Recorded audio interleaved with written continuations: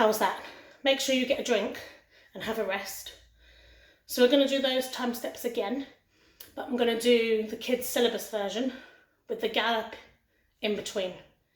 So it goes hop, spring, tap, step, step, hop, spring, tap, step, step, 3 times, hop, spring, tap, step, step, and then hop, gallop, will change to the side.